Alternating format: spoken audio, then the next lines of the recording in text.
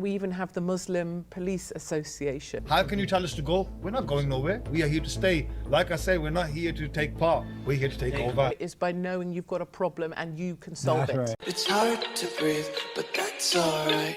Yo, my beautiful people, you know what time it is. It's your boy again, Shady, Shae, the one and the only. And today, guys, we are back again with more hot videos. Today, guys, Peterson teams up with Katie Hopkins. Katie Hopkins has got more balls than a football stadium, more balls than a golf tournament. This woman, balls of steel. Balls of steel. So in this video, they said Muslims are taking over the UK. Katie Hopkins and Jessie destroys woke culture. Now, it's not news to anybody at all anymore because everywhere you go, well, I wouldn't say everywhere 100%, but in a lot of places, all right, you go to, and even online and many places, you hear Muslims saying they're taking over. And we hear it, we're like, okay. For the European white people complaining about immigration and Islam, first of all, I want to tell you that Islam is going to take over every single square inch of the globe. How can you tell us to go? We're not going nowhere. We are here to stay. Like I say, we're not here to take part. We're here to take over. I mean, you've heard that outright, said it on social media, recorded, and see? So, it is not a myth. And videos like this have made Katie Hopkins and Jessie Peterson come together to talk about it. So let's hear what they've got to say. And guys, if you love my videos, you can support me by donating to my PayPal and also by becoming members. It goes a really long way in helping me produce these interesting videos. And this is what really scares me about the two Muslim women elected to Congress, is because, you know, once you link votes to a community that you then need to appease, you'll find that community are given a disproportionate amount of funding because effectively you're buying votes. Just as in the centre of London, in Trafalgar Square, we had an Eid Day celebration, you know, laid on by the Muslim mayor, paid for by British taxpayers. And it's great if you want to celebrate Eid, but we don't need the centre of London earmarked off for an Eid celebration, in my view. And we even have the Muslim Police Association, you know, a police association that are a Muslim police association. We're very far down the fall. What is Eid? Eid is the end of Ramadan. So it's like a big party for the Muslim community. So well, I mean, for you to say what is Eid is interesting, isn't it? Because where I live, Eid is much bigger than Christmas. Eid, like everybody knows Eid. And yeah, absolutely, you can celebrate Eid. Oh, I've got people that celebrate Eid. My uncle's a Muslim. He does his Eid. We go to celebrate with him. All right, he doesn't force us to celebrate, but we celebrate to him. Like, so you're free to celebrate whoever you want to celebrate. Do it, enjoy it. Really? So our Prime Minister doesn't tend to give an Easter message. She didn't give an Easter message. She didn't give, I believe, a Christmas message, but the Eid message she gave, she looked like, it was like a hostage video. She was so just, thank you to our Muslim communities and our friends. She looked, I just wanted to go, Theresa May, blink twice if you're being held. Blink twice if you need help. It was like she had a gun to her head to do this Eid message. It was painful. Do you think it will ever turn around? No. It's gone forever? Yeah, we're gone. And I'm, you know, a positive person, a hopeful person. I will bring hope wherever I can. But I truly believe the UK is gone. And having spent time in South Africa recently with the white farmers there. Oh, that's another horrific story. But the sort of the parallel I wanted to draw is that the white farmers in South Africa, because they're being persecuted, are now actively withdrawing to a defendable space. They are looking for, and they have found territory that they believe they will now withdraw to and create a massive wall to create they talk about a last stand. Why is the world just so divided? Why are we dividing ourselves? Why are we playing into the hands of whoever is playing us? Because this is not normal. This looks very well orchestrated. Okay, they're using religion. Well, I'm saying they, now I'm sounding like a conspiracy theorist. But it just looks really weird. Like, why can't we just sit down, think, and come together? Okay, just allow the host culture to be the host culture, and let's everybody. And what's going on, man? We need a revival. That's what we need. But I see it in the UK now. I see my fellow Brits, fellow Conservative, those who support a Christian culture, they're moving eastwards. So for us, this last stand, this move will be eastwards now. We will push to Eastern Europe. I believe we will leave the UK. My Jewish friends have left the UK. And I think we will make a last stand in Eastern Europe where we will defend the Christian culture. It's That's a very amazing. perverse situation. The unfortunate thing, and I know you probably already know this, but for No. them, they are not teaching the Constitution to the young in the universities and high school Or today. schools, And I the know. public schools. I know. And why do we not do that? Other religious groups like Islam who want to aggressively, in my opinion, take over a country, teach their book, Yes. and they memorize their That's book. right. And That's that right. Quran is memorized by children from the age of 5 at the special schools they go to after school. They learn that book. Yes. Why? When you guys have this incredible That's book right. that is above religion and above any kind of the sense of country, it's about individual freedoms. Why do we not teach that book? Yeah. When I was growing up, they taught that. I grew up in Alabama on a plantation under the Jim Crow laws, and they taught the Constitution, and they taught it with pride. Yes. You know, and I went to all black school, and because we were segregated at the time, and they taught it with pride. We don't have that anymore. No, and that's a tragedy. And then your second point about why do we, when we've built something While great, white people are so smart, they Why do build we things let that them- are great, and they, first of all, how come white people seem to be smarter in that way than the other cultures? and then we're so And then you bring fundamentally in the stupid. enemies, right? Yeah, I think It what look like you're dumb and smart. we're super dumb. You're dumb and smart. Jesse just says it as it is. You're dumb and smart. You're so smart, you build so many things, but then you bring in the enemies. We're super dumb. White people are super dumb. And what happens is, you know, it's a word I actually hate, but it's progressives. You know, I'm so progressive. I'm so progressive. I'm going to take this, but it's like, I'm going to take this mug and smash it because I'm so progressive. And that's what we've done. We take something brilliant that people created because white people like rules. That's my theory Right, on this, they right? really do. We love a rule. Yes. And if That's true. White people love rules. You guys love rules so much. It's just in you. It's just so in you. First time I came to the UK, rules everywhere. Everyone just following rules. And it's so orderly. I'm not putting black people down or any other culture down, but when you come to white man world, things are very orderly. Well, things were very orderly. And you know why? If you go to Germany, where I've just got back from, they love rules so much that on their subway system, they have ticket machines, but they're not even checked. So you don't, in the UK, I think here in America, when you go through to the subway, you have to put your ticket in, don't you, to get into Oh, the yes, subway? you do. Yeah, Okay. I did them in New York. I've not done them In New here York, yet, yeah. but But definitely. so in England, to get to the subway, you have Yeah. to put your ticket in the machine to Right. get through the barrier. Yes. In Germany, they don't even have a barrier because Germans are so well behaved and love rules so much, they just buy a ticket Really? because it's the right thing to do. Right. Yes. And when you cross a road in Germany, there's an actual rule. You can't even try that in Nigeria. I'm telling you, you can't try that in Nigeria. Leave the barriers open. People are going to walk through. Not one person is going to buy anything. I know that. All right. I grew up there. I was like that too. All right. So that's why when you go to a new country, a new culture, you have to learn their ways. All right. And see how it's done. And then accept it. If you can't accept it, then go back to where you came from, mate. Well behaved and love rules so much, they just buy a ticket Really? because it's the right thing to do. Right. And when you cross a road in Germany, there's an actual rule that you must cross at 90 degrees, otherwise you get a fine. If you cross at 85 degrees, you're fined. And the Germans just love a bloody rule. And so I think that answers why white people are really good at stuff because we love a rule. Yeah. But then we really mess stuff up because someone decides the rules should be broken. We're so progressive, let everybody in. And I think that's where Israel's interesting, because Israel has just created new rules that say we are a Jewish state first, and they Yes. want to make it a state full of one type of person. Yes. And I think that's an interesting conversation. I'm a Lovely. big fan of Israel. Oh, I was going to ask about your shirt. Oh, it says I love Israel. It says, I love Israel. I love Israel as well. I've I been know, there. I wear it to just really annoy Yeah. Democrats. Yeah, they I hate wear that. it to like anywhere where there's like Palestinians or Free Palestine events. I wear it exclusively. Good for you. Yeah, and I wear it as Good for well you. as a bit of a kind of because I think we need to be more honest about our views. That's right. And so if I wear this, you know, I know it really annoys, most of my Uber drivers are Muslim gentlemen. Yes. So it really annoys Uber drivers, and I Oh quite my enjoy God. that.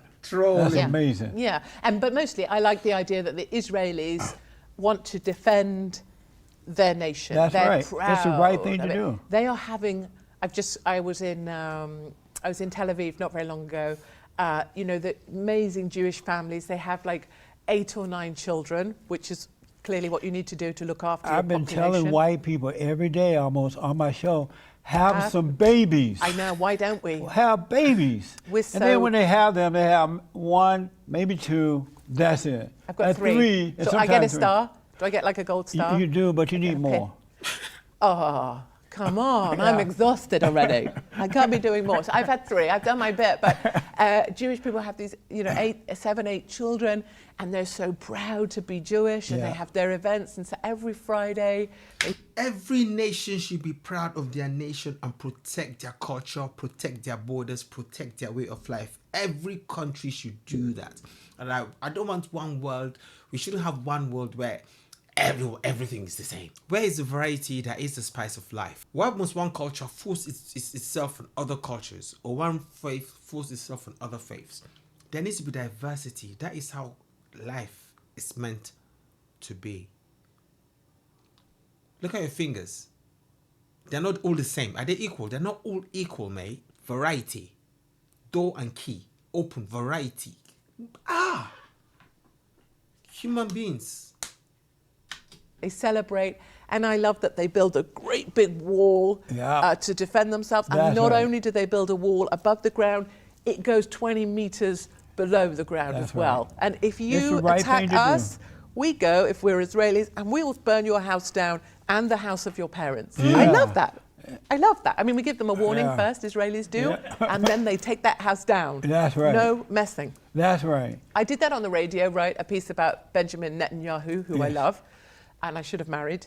But, and I did this big rant about how I love Israel and I love their aggressive defence policy and I love the IDF. And I got a warning from the British state broadcaster to say that I was too pro-Israel. Really? Yeah, it was an opinion that wasn't allowed. Amazing. Yeah, weirder. That is. Yeah, they police your views to that extent. If I was the president of any country, the ruler of any country, anyone messes with my country, I'm going to come for you. I don't care where you are. I'm going to come for you. Simple. Freedom of speech. Yeah. You got to think and say and speak like them or nothing. Or nothing. So that brings me to my next question. I'm a nationalist. Me too. But I'm in a America nationalist. today, if you're white, you cannot say you're a nationalist. Are you a nationalist? I'm a nationalist. What do you think about the idea that white people in America cannot say that they're a nationalist? President Trump said it. He said, I'm a nationalist. And all hell broke loose. The children of the lie had a hissy fit. Liberal tears. Uh-huh. Liberal tears. Yeah, racist and all kind. He supported white supremacy, all kind of stuff they said, but he didn't care. No, and I think it's a glorious thing. You know, there's some nations that are allowed to be proud of their nationality, I see. Yeah. So we have it in the UK. There's a place called Wales. Nobody really knows Wales. I've heard it. They're about very it. strange people. Yeah. But they're allowed to be proud of being Welsh. They promote the Welsh language, which nobody uses. They have a Welsh flag, and they're proud to fly it. The dragon. If we fly a Union flag, Oh. our flag, that's Oh. seen as racist. Right. Yes. It's bizarre. Yeah. So there's some nations that are allowed to be proud of their nationality if they've been approved by progressives, and there's some nations that aren't allowed to be proud of their nationality. And I'm a nationalist. And I think one of the things I say to people who say, well, we can't say we're nationalists, well, I kind of look at you and say, well, that's partly your doing. That's right. Because if you don't say it, you make it so that the next person can't say it. That's right. Unless you're prepared to take a stand, you know, for whatever reason and say it, you're making it so the next person can't say That's it as right. well. You know, there has to be a point, has to surely, be. where more people, and Trump is trying to empower people, or Trump is trying to He give is. people the the self-confidence to be true to their beliefs, whatever they are. I genuinely Absolutely. believe that with Trump. I call him the Great White Hope. Yes, the great white ginger hope. That's right. Yeah. Do you know who Piers Morgan is? So He's an Uber cockwomble. He's an Uber twat. I was on his show. Do you like him? I was on his show. Were you? And How nice of him to have you on. no, you won't think that. As I was joking. I was being sarcastic. He was asking me about Black Lives Matter and racism and all that, and I said there's no such thing as racism. It's a made-up lie. Did he turn you down as you were talking? You're absolutely right. KKK was an evil organization, just like Black Lives Matter. Black Lives Matter is a far-left, liberal, radical, agitative organization founded by a bunch of black lesbians and homosexuals and Mr. Peterson, radical I suggest you give... Okay, wait a Wait a minute. Wait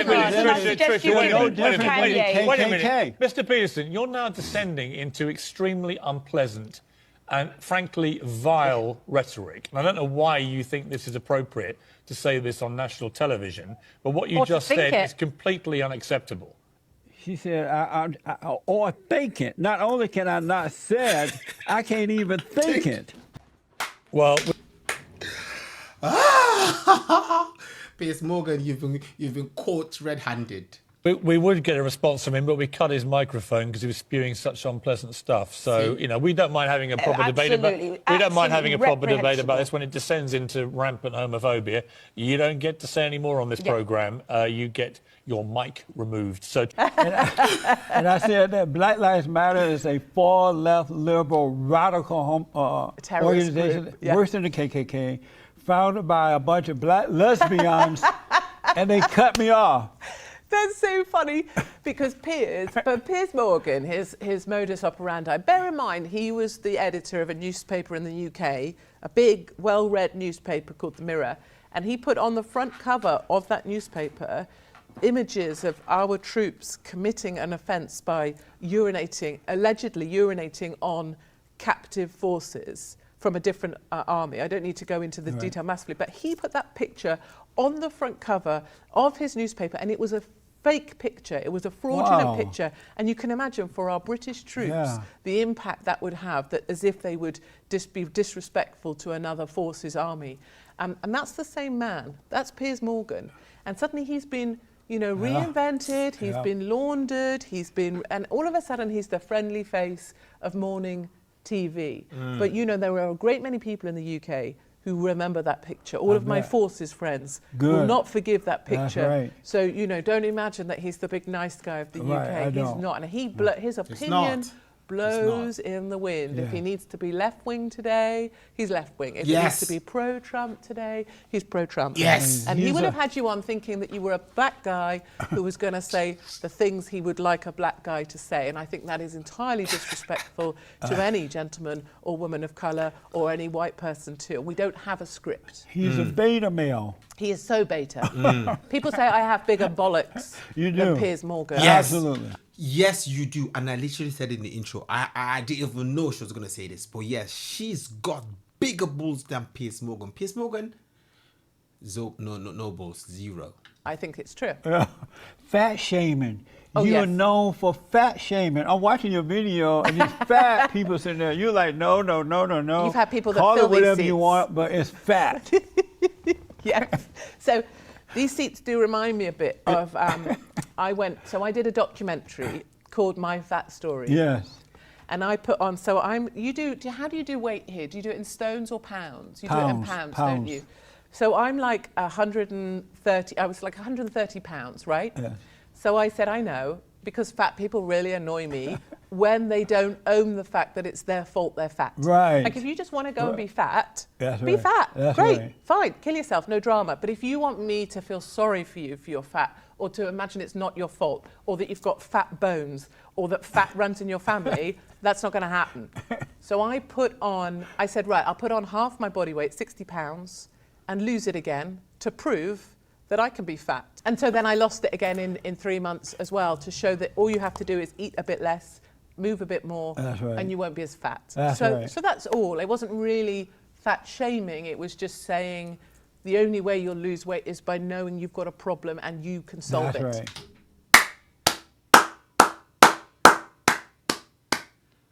Need I say more? Yeah, I need 3 quick things happening. Your impression of the great white hope, President Trump. I love Donald Trump. I knew he would win. He is the person who can actually save the free world and our Christian culture, Judeo-Christian culture that we need to defend. I believe he's placed here for that purpose.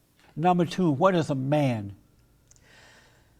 A man is someone who is not afraid of a woman who works like him, but is also prepared to defend a woman if she needs help or if she needs support. Amazing. Number 3, what is love? Love and hate are closely aligned, but love for me is the willingness to commit anything, that your own life is not as important as the thing you love. And for me, that's true for my country, that's true for my family, and that's true for my beliefs. If that costs at any point my life to defend any of those things, that's a price I'm absolutely willing to pay and something I accepted a long time ago. And my final question, did you have fun? In my life, I had a lot of fun already, and I had real fun meeting you, and I'm very grateful to you and your team for having me on. Right on. Wow, we need more conversations like this where people can speak their minds. Whatever side you're on, all right? Be you on the left, be on the right. Be able to speak your mind, all right? Say whatever you want to say, okay? So long as you're not inciting violence, inciting, pushing for hatred and the divides, but be able to express yourself, all right? So we can have a discussion, okay? Let's talk about facts. Facts and figures. Numbers don't lie. The truth, you can never change the truth no matter how hard you try. If I'm putting on a black top, yeah, it's a black top, but it's not black though, it's navy blue. But still, all right, you cannot change the truth. The facts are right out there. I love the way they just came here and just said so much truths, all right? And if you don't like it, then come out, have a debate with them. Talk about it. Don't just come out being aggressive, being angry. You have your views as well. Don't shut people down. Okay, they said Muslims are taking over the UK, but there is the Muslim culture. Well, is it Muslim culture, Muslim faith? Okay, then there is the Buddhists, there's other ones, then there are the blacks as well. So it is very diverse, all right? But the ones that you hear coming out to say they are taking over are the ones I put in the intro. They say it a lot. They always say it a lot, all right? And now it's becoming a topic, all right? So a lot of people have believed, or a lot of people are believing that they are taking over because they say it over and over and over and over again, okay? And it is what it is. This is just pure facts. That's it. At the end of the day, what most of us want is to live in peace with everybody, all right? We've accepted diversity. We've accepted the fact that we need to tolerate people. So let's tolerate each other, and accept people with different views from ourselves. And one thing I wanted to say is, I'm a nationalist. I've always been a nationalist. When I was in Nigeria, I was a nationalist. Came to the UK, still a nationalist. Okay, and now you want a nationalist of Nigeria. Whatever country I decide to move to and live, I become nationalist of that country. Even if I don't have citizenship or whether I have it or not, I'll become nationalist for that country. I become pro that country because I believe in loving the country you live in, accepting their culture. All right, even if I don't accept their faith. All right. I'll accept their culture, push their way forward, show love, all right, and still be my authentic self.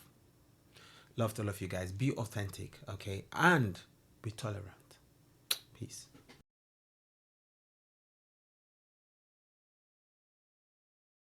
Oh, I love you more than words can say. You are me. Oh, you are the light that shine in my way. You are me. Oh, I love you more than words can say. You are me. Oh, you are the light that shine in my way.